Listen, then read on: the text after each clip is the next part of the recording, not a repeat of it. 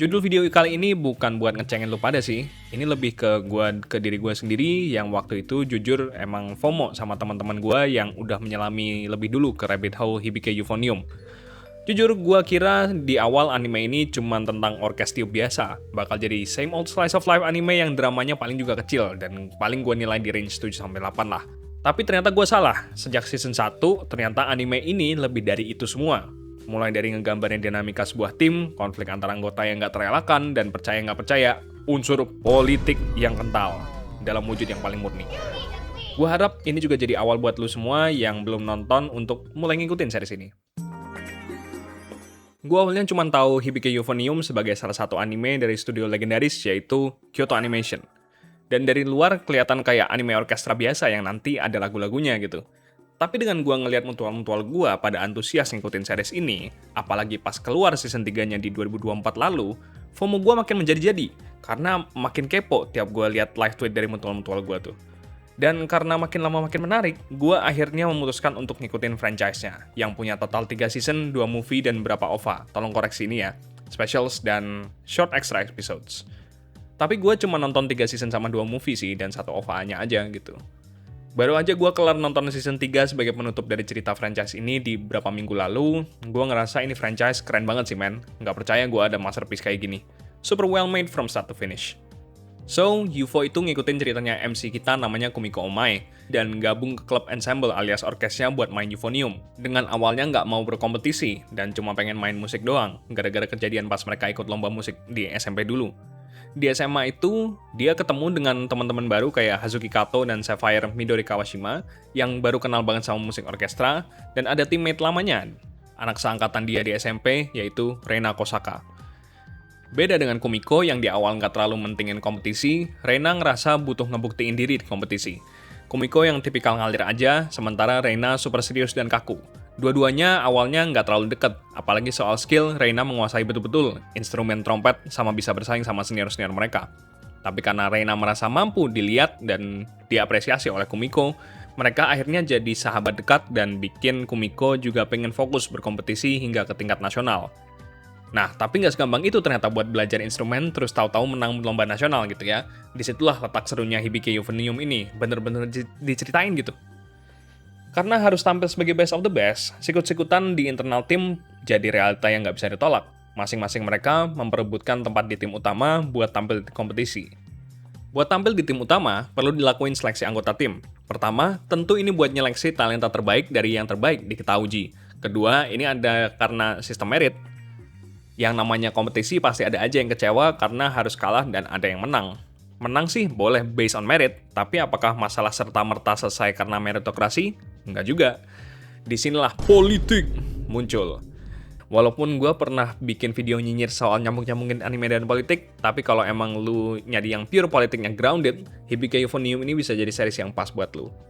Dan dua unsur itu, kompetisi sama politik itu, ditambah dengan bumbu masalah personal yang dimiliki sama masing-masing karakter, jadi unsur-unsur yang mendominasi franchise ini dan bikin seru dari awal sampai akhir. Konflik di series UFO ini yang bikin gue bilang ini punya unsur politik kental adalah gimana mereka nyeritain masalah-masalah audisi untuk spot di tim utama dan masalah harmoni tim. Soal audisinya harusnya udah beres ya. Begitu ada yang lolos atau ada yang gagal, ya udah gitu.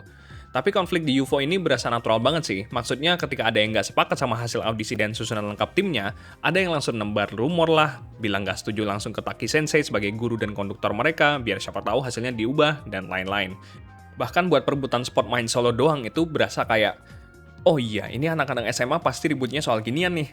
Tapi walaupun cukup grounded, konflik perebutan spot solo ini justru di seriesnya serba politis banget. Lagi-lagi apa? Politik.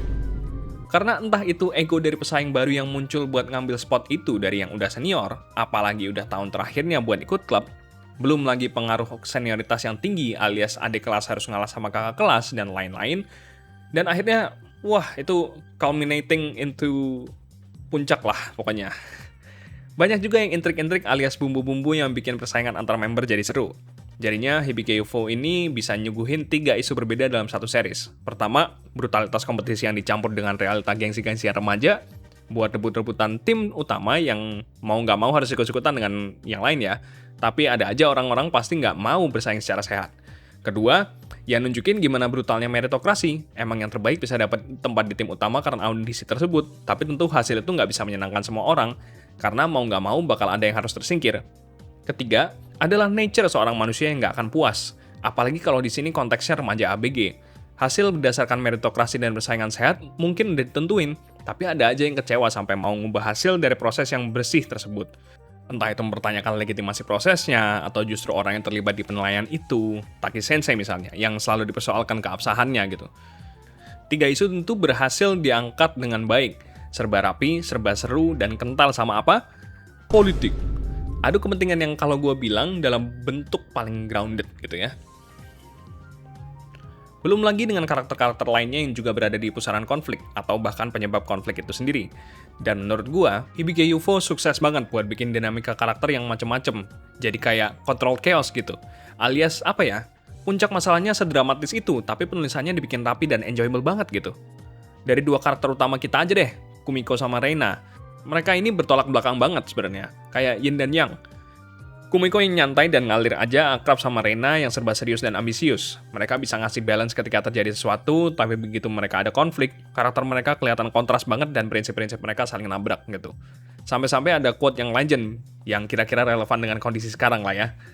Belum lagi kalau ngomong relasi antara sama member, terus relasi antara senior dan junior yang dihadapi sama mereka. Dinamika itu bikin konfliknya berwarna, karena mereka punya kepentingan mereka sendiri-sendiri dan backstory masing-masing. Motivasi antar karakter jelas, walaupun sebenarnya kalau dilihat benang merahnya itu cuma satu, pengen bantu Kitauji ngeraih emas di tingkat nasional. Tapi mereka punya cara-caranya sendiri gitu, supaya itu semua terwujud. Kalau ditanya apakah ada yang jahat sama ada yang baik, ada yang punya tujuan buruk atau tujuan baik, ya nggak ada, mereka punya misi yang baik, cuman pendekatannya aja yang beda-beda. Lagi-lagi apa? Politik. Pendekatan beda-beda dengan idealisme berbeda, tapi untuk satu tujuan besar. Pokoknya kalau kalian suka dengan narasi-narasi dramatis dan konflik antar karakter yang kompleks, ditambah sama animasi yang cakep dan tema musik, gua saranin lu pada nonton Hibike Euphonium sekarang. Itu sih kurang lebih kesan yang gua dapat dari menyelesaikan Hibike UFO dari season 1 sampai season 3 dengan tambahan 2 movie dan 1 OVA-nya.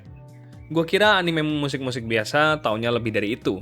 Gua nggak nyesel FOMO sama series ini karena sebegitu berkesannya anime ini setelah ngikutin perjalanan Kumiko dan kawan-kawan buat bawa Kitauji ke tingkat nasional.